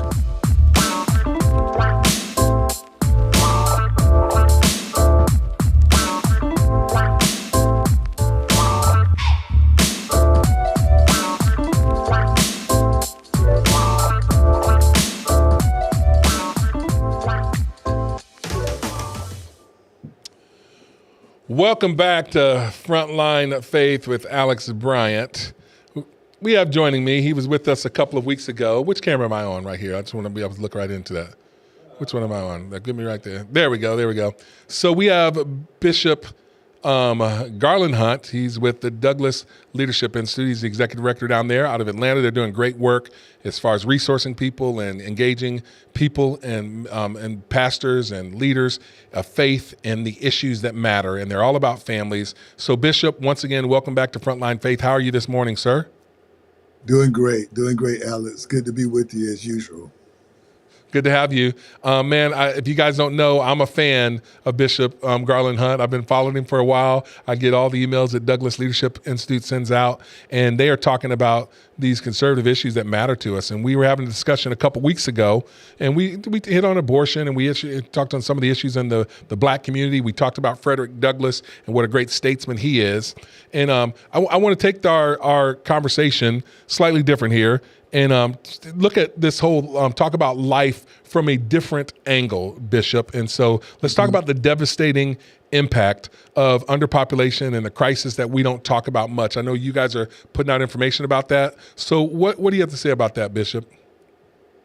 Well, I tell you what, let me go back a little bit. You know, when we had the pandemic here, and everybody was so afraid, which was a deadly pandemic. You know, the World Health Organization, along with Bill Gates and other organizations, were concerned about overpopulation of the world. And the whole idea is if it's overpopulated, it's going to take away from all the resources. It's actually not even that different from Nazism, eugenics, and all those kind of things. They may not talk about it in terms of certain species, but it's also degrading the numbers of people that are on the earth. And with a deadly epidemic, like in our case that we face here in the United States and around the world, which was lab created. Clearly it was. I mean, they talked about bats, but the reality of it is that it was created in a lab. So when you deal with those kind of things, we recognize that actually, is there really an overpopulation issue? Actually, we're in what I would call the underpopulation. So our world is going through an interesting phase right now, and this is where, of course, abortion plays a role in it. All the aspects of what we talk about, like people not getting married, fatherlessness, all of it is a part of this. But let me first talk about the bigger part about it, is that actually global fertilization and fertility is really in question right now. And I want to just give you a perfect example of it. In 1950, for instance, the fertility rate was about 5 children per woman. This is globally. 5 children per woman in 1950. Wow. And then, but now it's around 2.25 children per woman in 2023. So I just want to give you that kind of example. So what the way that they deal with it based upon the fertility rate is likely already to be below replacement rate. So how do you balance that out? So when you have a replacement rate, it has to stay for with global women, it has to be 2.18. And in the United States, it needs to be 1.6. So we're right at that point where we're getting below what would be even the replacement rate as it relates to women. So and you got to look at, well, why is this? And it's the only countries that really are really providing more children actually are in those Muslim countries. But almost every other global country, and particularly in the United States, you're having what, again, we called, and we talked about this with abortion, depopulation. Now, of course, with the black community, everything is worse. I'll often say when America sneezes, black America catches a cold. So whatever the international issue is, or the national issue is, you got to look at and say, well, what is the impact of this with us? Now, what we've been talking so much about, the impact of abortion. Now, of course, we talk about how the potentially 60 million babies that have been murdered in the womb since 1973, Roe versus Wade, and all the things that have come as a result of it. But as we deal with it in the black community, we know that that's somewhere close to somewhere between 20 to 30 million that have died in the womb in that. So that literally is the death of a whole generation of black people. And so and again, it goes to depopulation. And you compare the birth rate with literally the death rate. And when the births are decreasing, so if you can kill the baby before the baby's born, then what you have is you have the depopulation of a people, and especially for us. Now, again, we'll say, well, what does the Bible say about that? Because it sounds more psychological. It sounds more scientific. What this is, but it's still a biblical issue, because we know the scripture is very clear. It says children are a gift from God. We're all part of his humanity. That be fruitful, multiply, replenish the earth. Children are a heritage from the Lord. So what we're having is not just a war against babies in the womb, it's not just a war against even marriage, which again, I mentioned to you, I think a couple of weeks ago, a couple of times we were talking, that literally marriage is even under attack in the African-American community. Same thing, we're the most churched, but at the same time, we are the least married.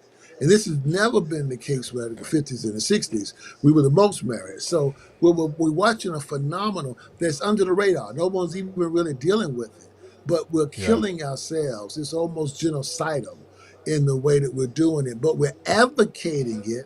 And I can't hardly believe this. We're advocating death of our babies. We're advocating babies. And then if it's worse than that, even transgender, even we're feminizing men. So for the men that are there that could possibly be in a father in the home, we're advocating for the feminization of men. So all this stuff I want to say this too, at Bishop. us, we're under attack.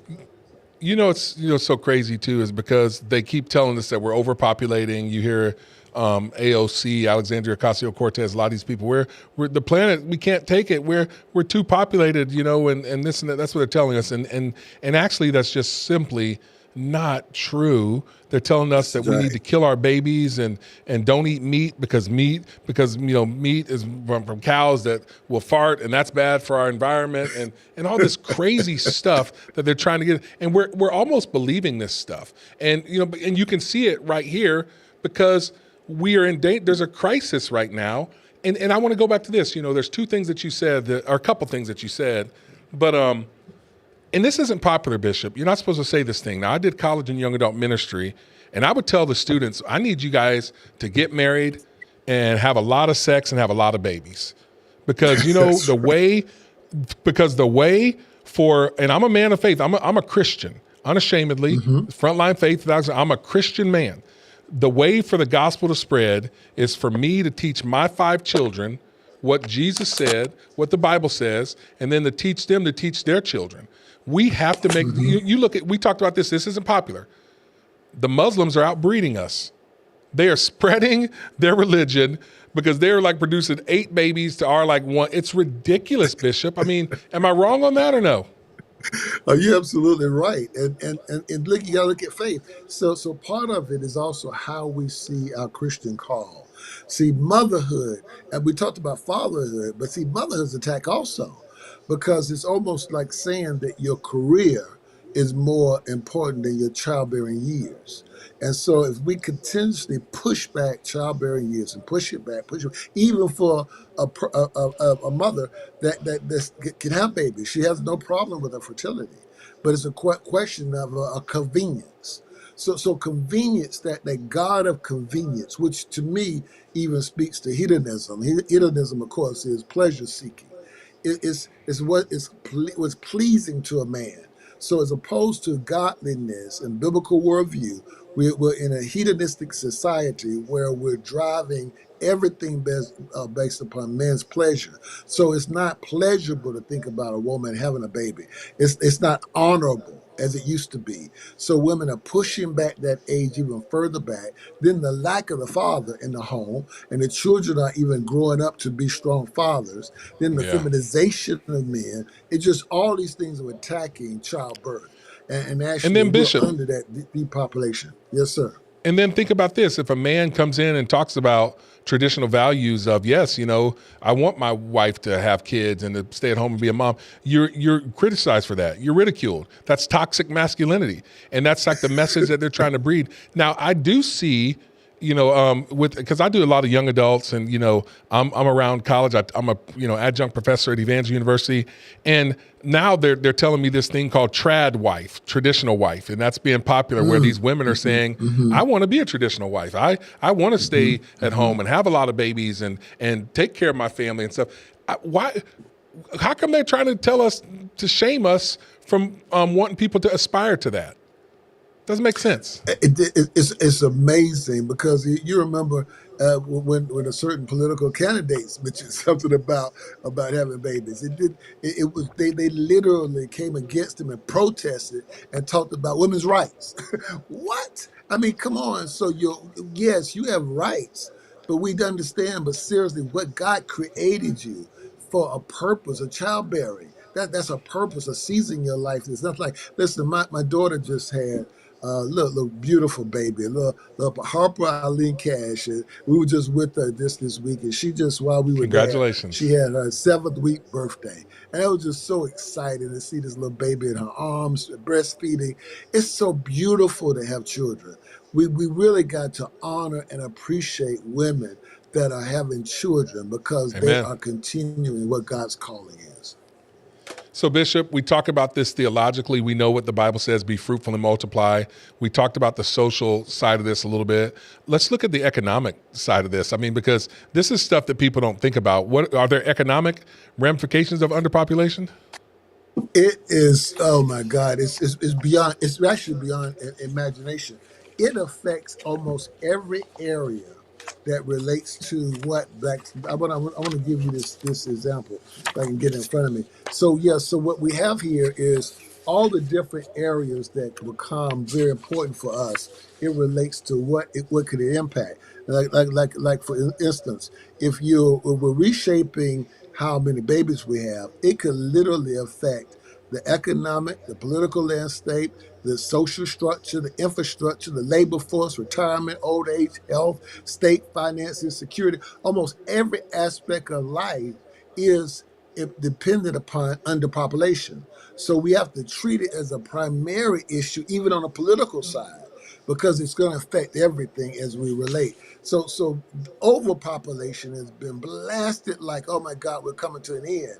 But underpopulation also curses us. And remember now, let's just go back to a biblical standard. You were cursed, and a woman felt cursed if they could not bear a child. Yeah.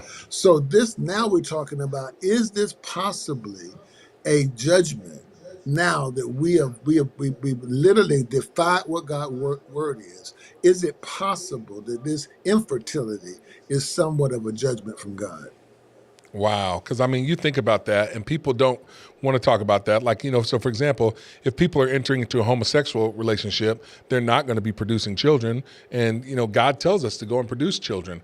When you think about how all these things are affected theologically, socially, economically, even politically, do you see, and I'm just asking you this, could some of this be because of the prominence and the effectiveness that the United States, we've led a lot of the globalist movement as far as our values, our virtues, our views on the world. Do you think that, by us pushing that message that, across the globe and pushing it out in mass ways with technology and stuff, do you think that's where this all started, where the birth rate, because across the world it's down. Is that right? Yeah.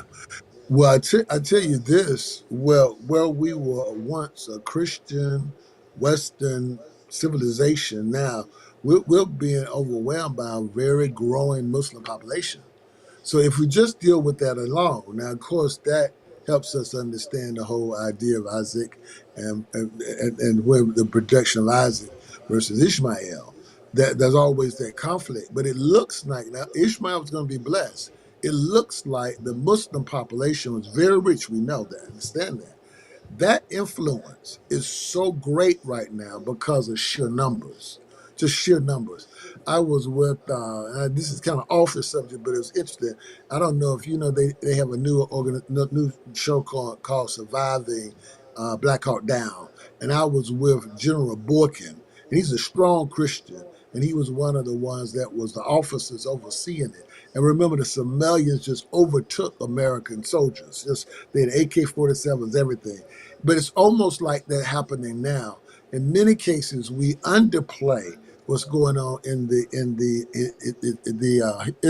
Islamic areas. But what happens is their numbers are increasing while our numbers are decreasing. So we use that, and so all of that has a tremendous economic importance. One article I have right in front of me says the U.S. economy is quadrillions of dollars lower because of fewer babies. So what I'm saying is it has a tremendous impact. And we're just getting into it and realizing what all happens when we get off the course of a biblical mandate. Well, Bishop, the Bible says, be fruitful and multiply. And we're talking with Bishop Garland Hunt with the Douglas Leadership Institution. We're talking about what happened to that. Why are we not following that? So, Bishop, to wrap us up here, I want you to give, this Frontline Faith with Alex Bryant. We don't hold back on it. What's your message to us believers, us Christians, about what God tells us to be fruitful and multiply? Yeah. Well, I know it's unpopular, but let's still go back to marriage. Number one, honor marriage, not shacking, not getting all the privileges of marriages without the commitment. Let's start off there. That's number one. Let's believe in the holiness of God. It talks about the purity of the union within the marriage bed. Let's start there. So if we celebrate marriage, then of course we would celebrate the production of our children, and we obey the scriptures. If that is happening, and if we're consistently biblical, not just worldly in our thinking, then our career or our comfort or our convenience will not overpower a godly extension of what God has said. He says, everything's increased. Remember, even as the Bible talks about that we increase spiritually and we increase numbers, and we want to populate the world with more people that love Jesus. So Abraham, Isaac, and Jacob, there should be generations of those that serve God. And our grandfather should be so happy to see his son and his son's children that they're loving the fact that their families are serving God. So let's get back to generational blessing of a heritage from God where we honor God with the generations that will serve God together. And I believe that will bring the blessings of God back down on us. And specifically, if I talk about the Black community, it will be a blessing, I believe, to the Black community also. Thank you for your time, Bishop Garland Hunt with the Douglas Leadership Institute. We're talking about the issues that matter, and they're doing great work there. Tell people how they can connect with you guys if they want to get on your mailing list and such with the Douglas Leadership Institute. Well, I tell you right now, I'm excited. We started something different. We talked about the North Star Network, and maybe I can go into this a little bit more because Frederick Douglass, of course, his publication was called North Star. But we're talking about the North Star. What we're doing is we're expanding our base of our volunteers. And these are no cost involved, but just to join us. So you can find out more, and I'm going to be giving you very shortly all the information, maybe by next time we get, how to join us in that regard. But right now, if you go to DL Institute, DL for Douglas Leadership, dlinstitute.org.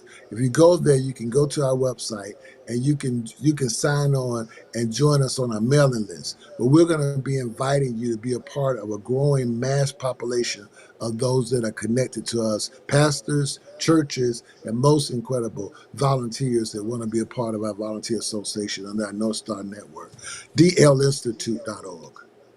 There we go. Bishop, thanks so much for joining us here. We'll talk to you again here in a couple weeks. God bless you, my friend. All right. Thank you, Alex. I appreciate it.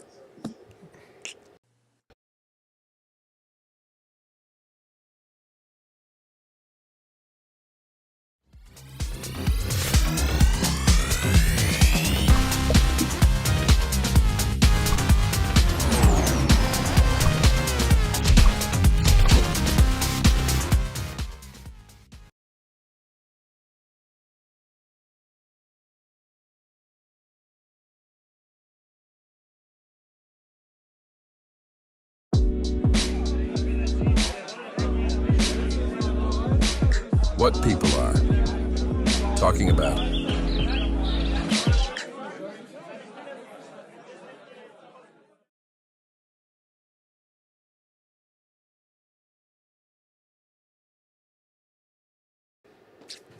All right. Hey, what people are talking about, you know what that means. We're coming down to the tail end of our show. I just got a few things, a few little thoughts I want to throw into you guys.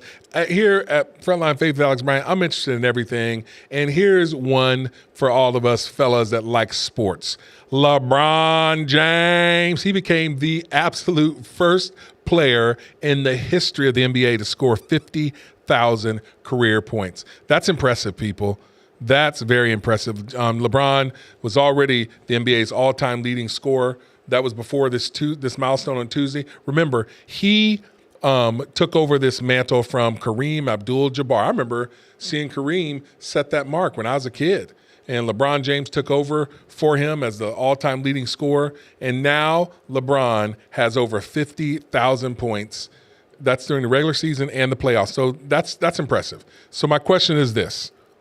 And I'm going to ask you, put it in the comments, whatever. Does that make him the GOAT? That's the question. I'm going to give you the answer. No. Jordan is still the GOAT, people. He's just been at it longer. LeBron started when he was like 15 years old in the NBA because he didn't go to college. And so he's been in the NBA for like 72 years. No wonder he's got 50,000 points. He's an excellent basketball player. I like LeBron. I think he's done great things. You don't hear anything about this guy off the court. He's a family man. He's a businessman. He's uplifting his community. This guy's sending thousands of kids to school. Love all that he's doing. Had his same wife for decades. Got his kids that are doing great. But he's not the GOAT. Jordan is the GOAT. LeBron's an excellent basketball player, but he hasn't won enough. The guy's lost 6 NBA championships. He's lost more than he's won. I mean, does he win 5 or 4 or something like that? He might be 5 and 6 or 5 and 7. He's been there a lot. Very impressive. But he's not the GOAT because Jordan, and I saw that with my own eyes, and I didn't like Jordan when I was a kid because I was a hater. Couldn't afford Jordan's shoes, so I didn't like him. But now I'm recognizing greatness, and Jordan is the GOAT. LeBron, congratulations on your 50,000 points. You can't catch Jordan because you're only going to play for another year or two. You've just lost too many times. You don't have that killer Mamba mentality that Kobe got from Jordan. Sorry, LeBron. You're a facilitator. You remind me more of a Magic Johnson. And I even like him better than I like you. Magic Johnson's one of the best Lakers ever. But it's huge what you did. 50,000 points. Congratulations. Trey Bryant, what do you got to say about that? I said what I said. Jordan's still the GOAT. Come at me, bro. Come at me. Here's another little thing over here, kind of keeping with sports a little bit, but kind of mixing between sports and politics. Stephen A. Smith, you guys know him. He's the face of ESPN. He confronted Joy Behar on The View, and he's talking about President Trump. Check out what Stephen A. Smith had to say. These polls. To the results. What was your reaction to Trump's speech? 44%. Only been in office for 6 weeks. Seems like 6 years, doesn't it? Mm-hmm. And he's been going around with his cronies touting his so-called landslide and blowout win. But he won the popular vote by 1.5%, one of the smallest ever, and he won the general election by less than 50%. So what kind of mandate is this really? Well, it is a mandate, and I'm going to explain why. And I don't mind the question, but let me be very clear. I'm no supporter of Trump. I'm a supporter of truth and the facts. And here's the facts. The man won every swing state. He increased in terms of his voter turnout in his favor from the standpoint of blacks, Latinos, and young voters. He increased his numbers in that regard from 2020. 89% of the counties shifted to the right. That's a mandate. We can sit up there and play around all we want to. In 2020, Trump didn't win the popular vote. He didn't win the electoral college vote. A matter of fact, the Republicans hadn't won the popular vote, if I remember correctly, since 2004. But they did this year. So 20 years after they last won the popular vote, they won the popular vote. They won the electoral college vote. The man won every swing state. And on top of it, 89% of the counties shifted against. I don't understand how people can look at that and say, there's no mandate. There's a mandate. Well, it's a different definition of a mandate, I guess. But the problem is that if you're the Democratic Party and you lost 49.8% to 48.3%, and you're looking at that 1.5% dip, that's an excuse for you to say, what we did really wasn't that bad. Some people didn't we should continue to do that. No, don't continue to do that. Find a new strategy. They can't stand it. The ladies of the View can't stand it because let's be honest, Stephen A. Smith just laid out the facts there. 89% 99% of the counties, all counties in the United States, shifted right. That's a mandate in and of itself. This dude picked up like counties in California, crazy California, nutty New York, insane Illinois. People are shifting right because they're tired of the Democrat message. They didn't like the messenger. Kamala wasn't the messenger. Joe Biden wasn't the messenger. And the message, what policies are they competing on? Especially if you're a conservative Christian, tell me a policy of the Democrats that you prefer from the Democrats over Trump. Now I want to remind you of something. Racism is not a policy, because that's what you guys always go back to. Well, he's a racist. He's a racist. That's not a policy. Your so-called insurrection, that's not a policy. That's a position that you don't like. You think that he's an insurrectionist. He's not. He's not ever been convicted of that. That's just a word you try to throw on it. There's no policies. Tell me, let's talk about the issues. See, the thing is, the liberals, the Democrats, the media, they're trying to get you riled up and like not focused on the issues by saying things like racism, insurrection, mean, rude, orange. What are the policies? We are rationally minded thinkers. Let's talk about the issues that matter to us, to our family, especially for Christians. This is Frontline Faith with Alex Bryant. You can't throw out the policies just because you don't like Trump. They've done a good job of presenting him as a mean, bad, evil person who's narcissistic, who's arrogant, who's cocky, who's self-centered. I don't know. Maybe a lot of that's true. But what about the policies? And that's what Stephen A. Smith is saying. And the American people gave him a mandate. They like what Trump is doing. And Stephen A. Smith is talking about it. And ladies of you, they can't stand that. It's hilarious. So let's keep this moving, because I just got a couple more minutes, a few more things I want to give you and what people are talking about. Here's the message from the Trump administration on illegal immigrants. I've played this clip before, but I'm going to play it again because the commercial's still going around. This is Trump's message. And remember, most people, what was that number, that approve of the way Trump is handling illegal immigration? 73% of people approve of the way that Trump is handling the illegal immigration? Here's Trump's message. Check this out. I'm Kristi Noem, the United States Secretary of Homeland Security. Thank you, President Donald J. Trump, for securing our border, for deporting criminal illegal immigrants, and for putting America first. President Trump has a clear message for those that are in our country illegally. Leave now. If you don't, we will find you, and we will deport you. You will never return. For too long, weak politicians left our borders wide open. They flooded our communities with drugs, human trafficking, and violent criminals. They put American lives at risk. Well, those days are over. If you leave now, you may have an opportunity to return and enjoy our freedom and live the American dream. But understand this. Under President Trump, America's borders are closed to lawbreakers. Follow the law, and you'll find opportunity. Break it, and you'll find consequences.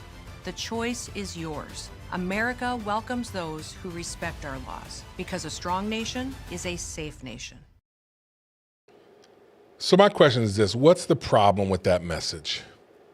I think that's a fair message. Kristi Noem did a great job delivering it. He said this: listen, if you're here illegally, leave now. Follow our laws, because you're not supposed to be here illegally.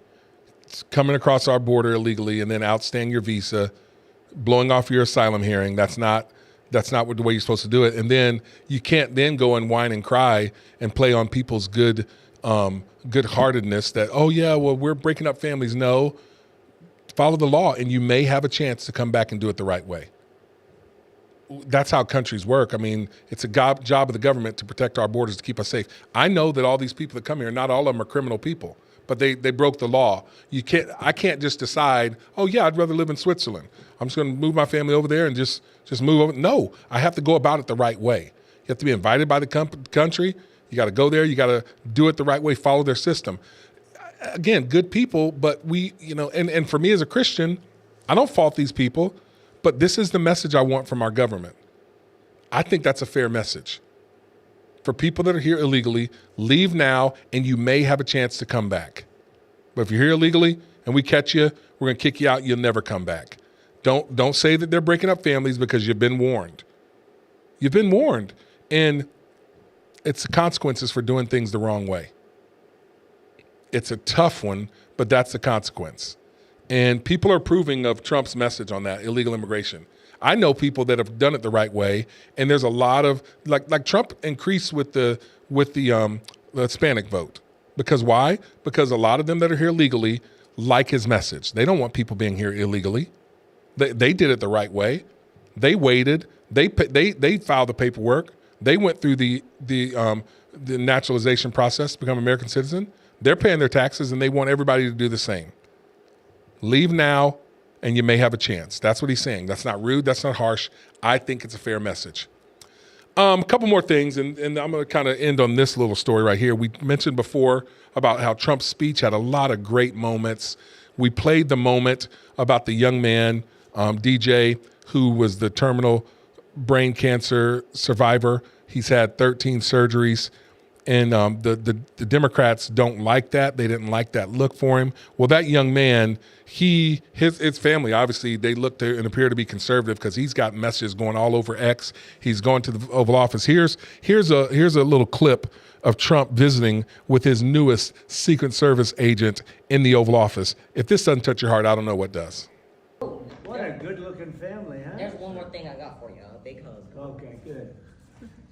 That's very nice. Look at that family you got, huh? Yes, sir. Yes, sir. Very nice. How are you? Nice to see you, man. Nice to see you. That was a big evening last night, right? Yes, it was. That was a big evening. That kid has a lot of love. He's just wanting to hug the president in the Oval Office. And man, that's what's up. That's a moment. And that's above politics. That's above it all, because it's like this kid is embracing his president. And I just think that sometimes that's bigger than is he a Republican or is he a Democrat? Do I agree with him or do I not? That's the office of the president. And then shamefully, now this is a shame. This is absolutely shameful. Nicole Wallace on MSNBC, her and Rachel Maddow, they were talking about this. And her response to DJ Daniels, it's shameful. I'm going to play this for you. I almost thought about not playing it, but I want you to see how shameful this is for Nicole Wallace. Listen to this. And maybe when you have childhood cancer, that crystallizes for you. And I hope he has a long life as a law enforcement officer. But I hope he never has to defend the United States Capitol against Donald Trump supporters. And if he does, I hope he isn't one of the 6 who loses his life to suicide.